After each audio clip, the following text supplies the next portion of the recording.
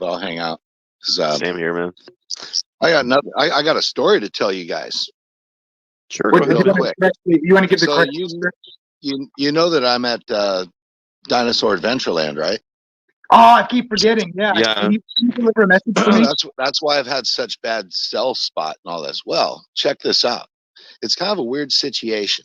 All right. So I showed up on Thursday, and they put you straight to work because he's trying to finish that church before his 4th of July Bible boot camp thing that he has there and all that.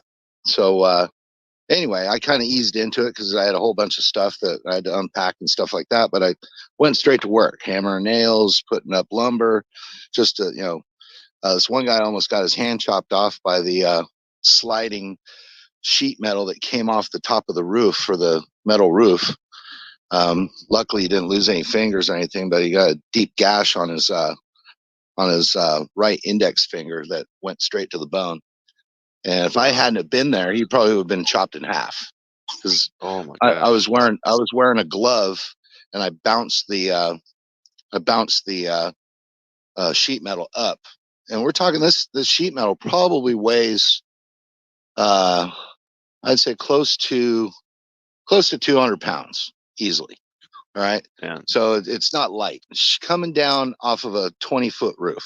So now we're talking velocity times gravity times everything else, right? Yeah. And so he could have easily been sitting beside himself quickly, right? So anyway, yeah, I got kicked out. I got kicked out of D.A.L. They kicked me out. Yeah, they said so today. Yeah, today it was raining really hard, right? And I had a low blood sugar. I think you all know I'm a type 1 diabetic, so I had a look because of all the activity and things like that. I've been trying to eat carbohydrates, to keep my blood sugar up, limit my insulin intake and everything like that. But it caught up with me last night. And I asked one of the roommates, "Hey, was I snoring last night?" He goes, "Yeah, you're snoring loud." I said, "Yeah, that's when I get a low blood sugar, I start snoring because it just kind of, affects your body like that. So I snore when I have a low blood sugar." So anyway, I told him, "Hey, I won't be able to go working out there. It's raining anyway. I have to raise my blood sugar, get it level, because what will happen is if I just eat something, go out there, it's going to drop again. And that's without taking any insulin."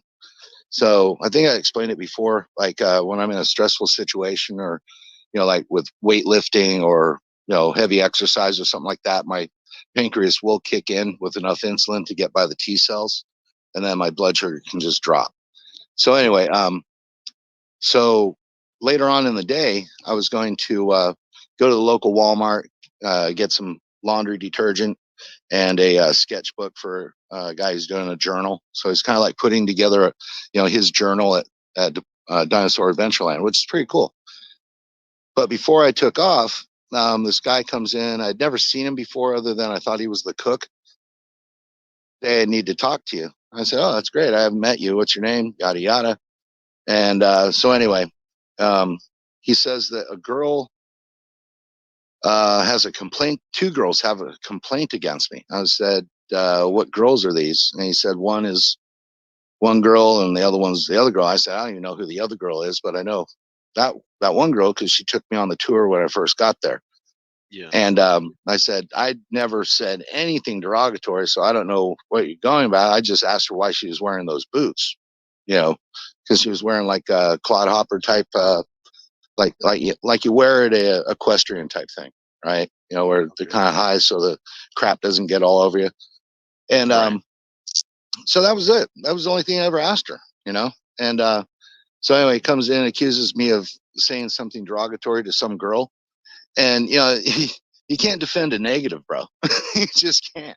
It's just, it's, so when did you stop beating your wife? That type thing, or your dog or whatever it is.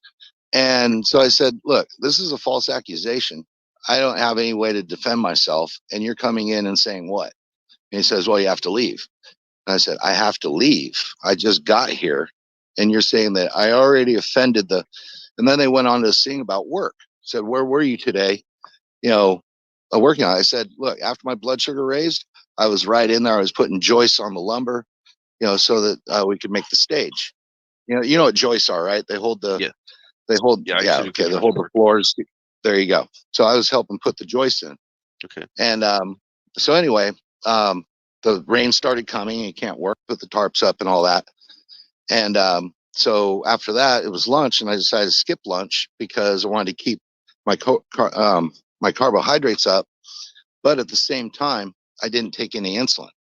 You get what I'm saying? Right. So I had to balance that out.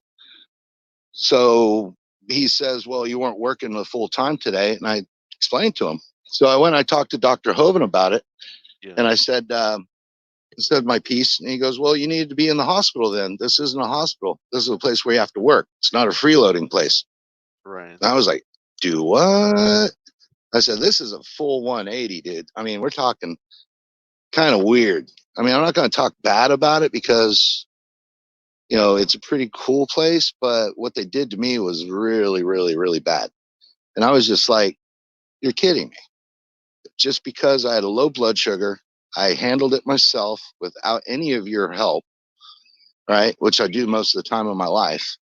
And you're now kicking me out because I didn't put in 8 hours of work during a rainy day. Right. And then he said, "Oh, well, you didn't show up to dinner." And I was like, "Well, yeah, I was at 5 o'clock and I already told you I didn't need to eat.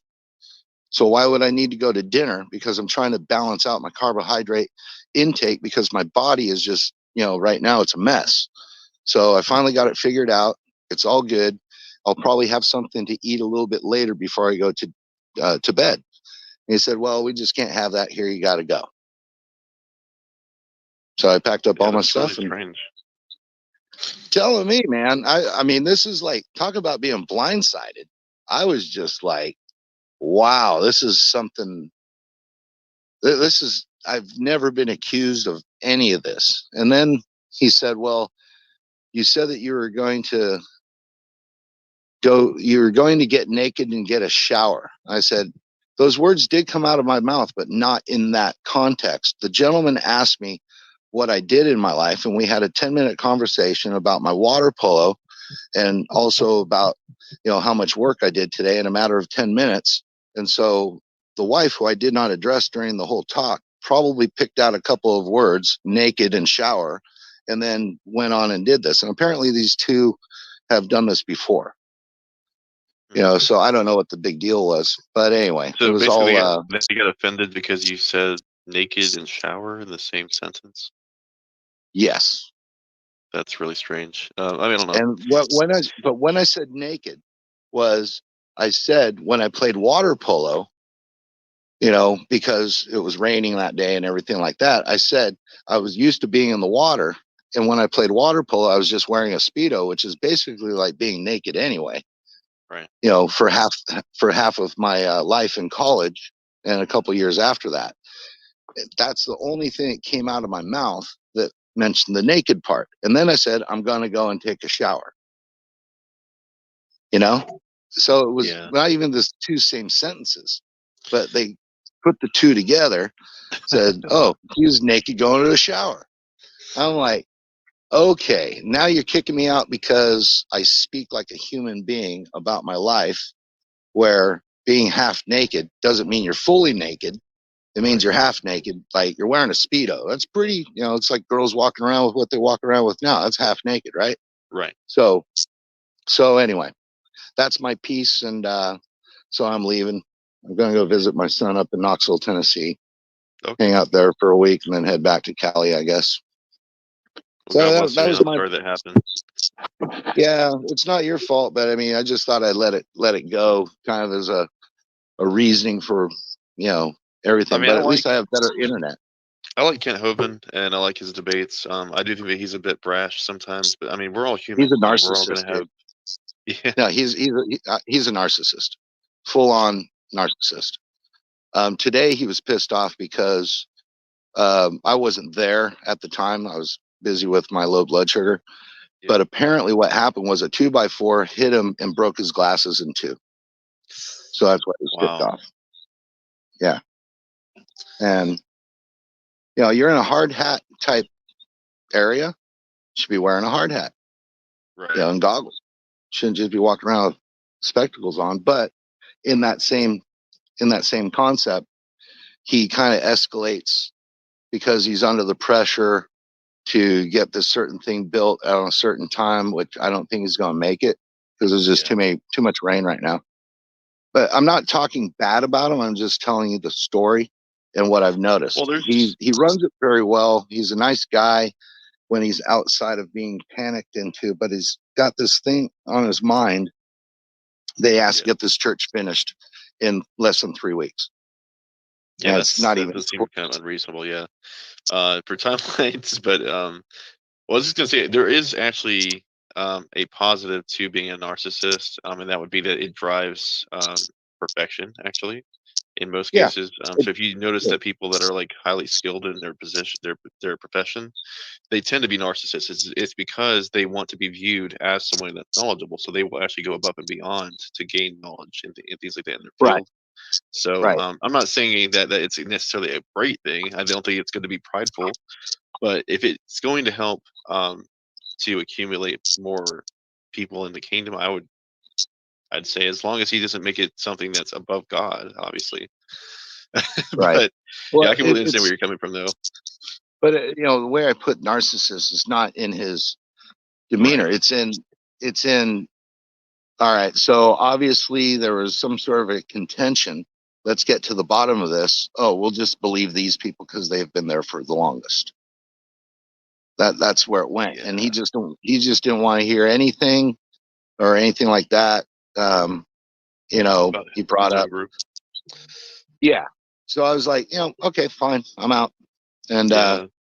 so I was, the funny part about it was, very first day I was there, I gave him probably the equivalent of $800 in books, everything from a concise um, commentary of Matthew Henry to Roget's Thesauruses, just list the books in between, Kingdom of the Cults and, numerous translations of the Bible, even going back to Tyndale and, things like that I had on my bookshelf forever. And I said, well, I'm here. I might as well put it in his bookshelf, let him use it, and I'll have access to it anyway.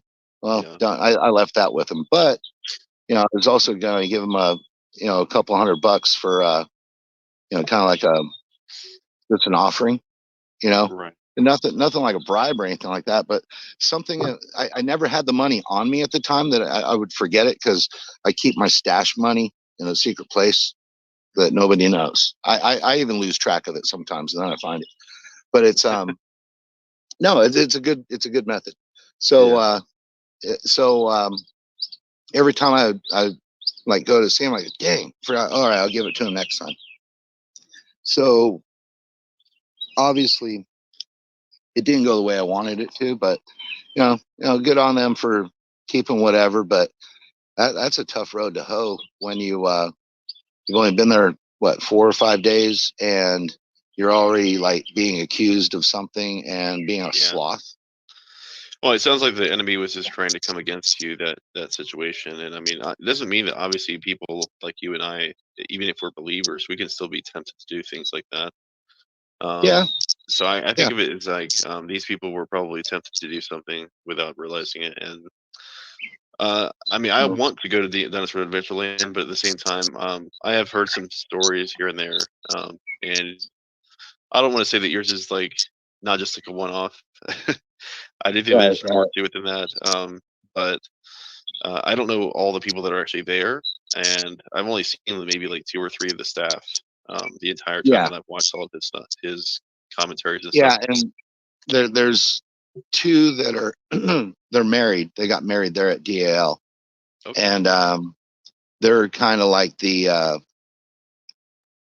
well, if you put it in structure, deacons, elders, that type of thing, they're the higher up. And then you go to two of these people I had never met. I met the one guy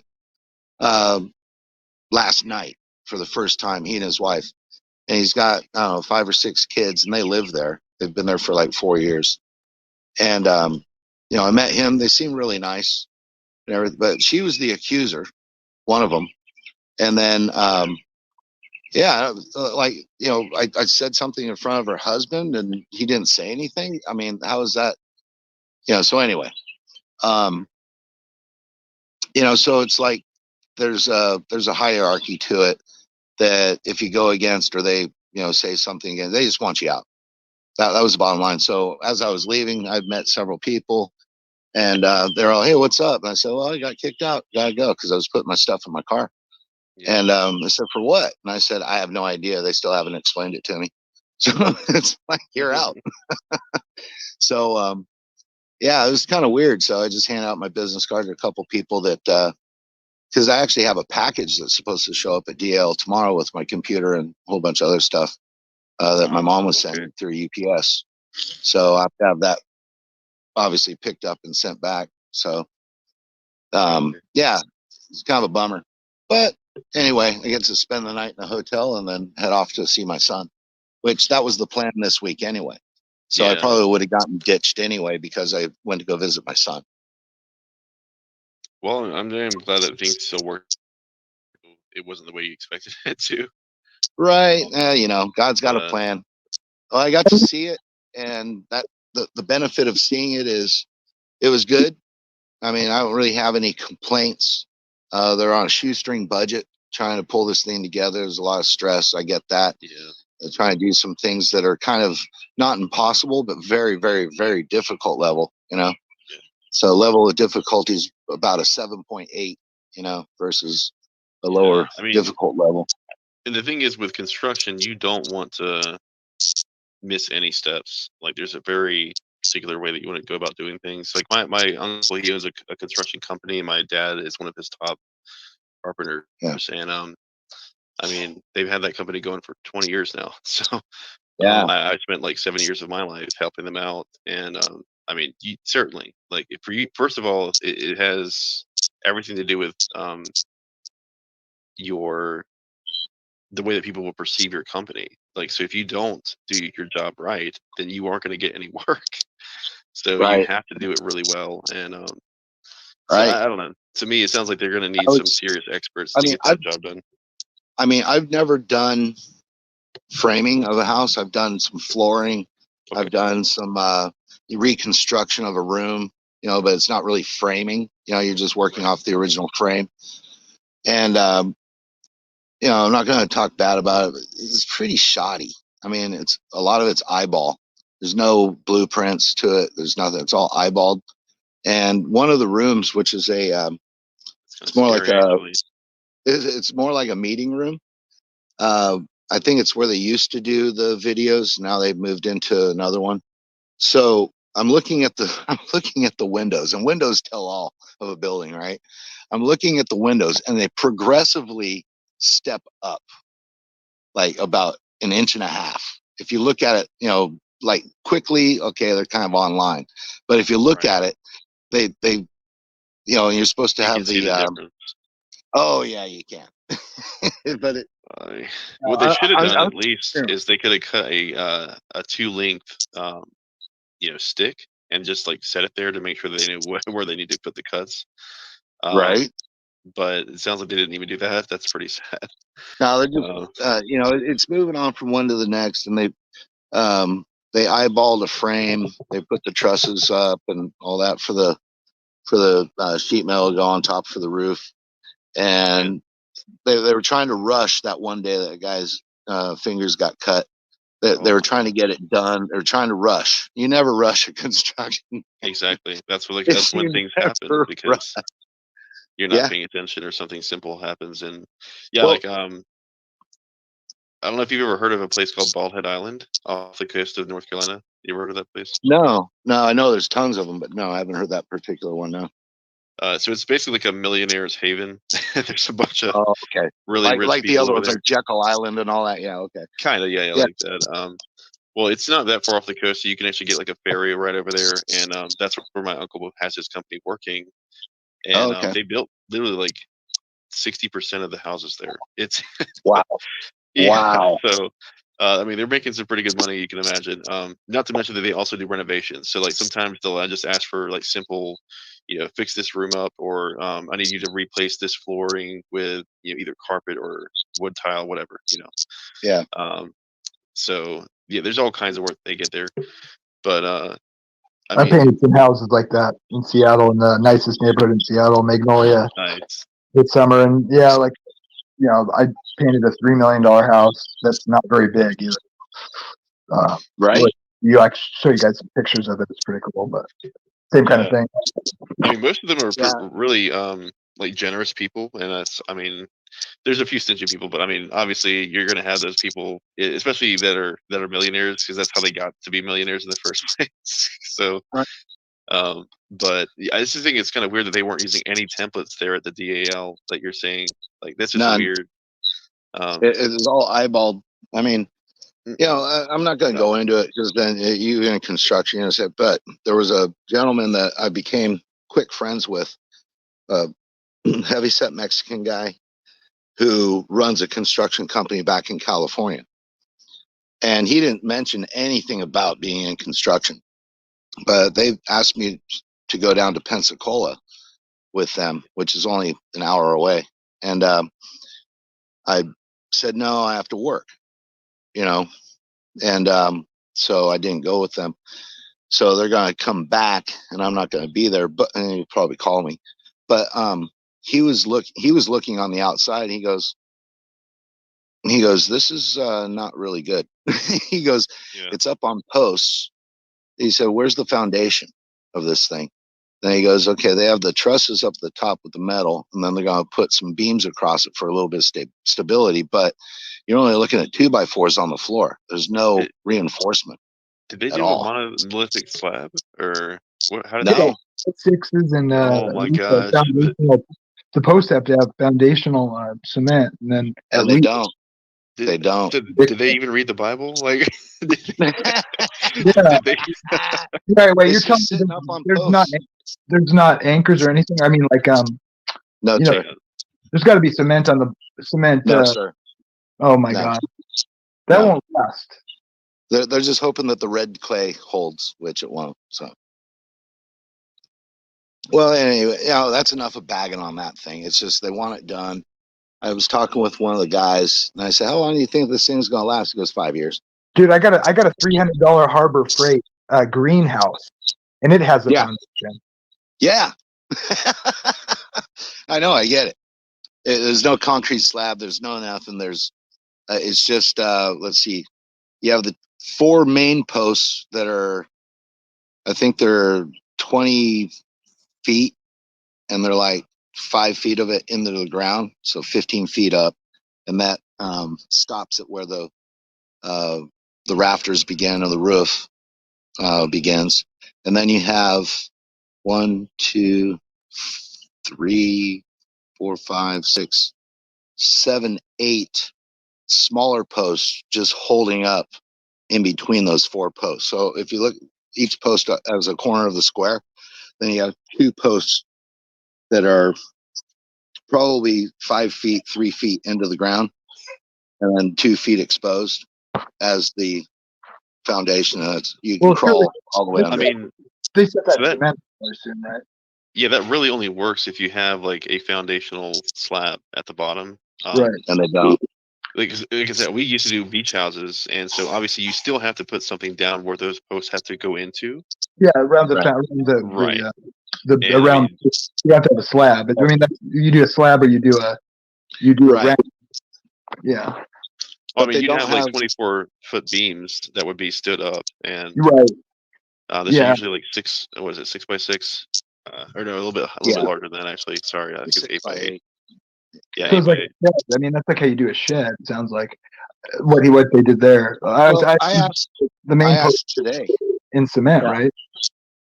Yeah, and I asked today, because you can get these prefab places that will, you've seen these truck places and all that go up in like 3 days, right? It's all prefab, comes in on the truck, is bolted all together, and it's structurally sound. But they have to lay the concrete. Concrete's a lot more expensive. Yeah. The lumber's gotten more expensive. It's Do just like a done on the slab, cheap. yeah, There's that like a slab stupid. foundation with a pole barn or something.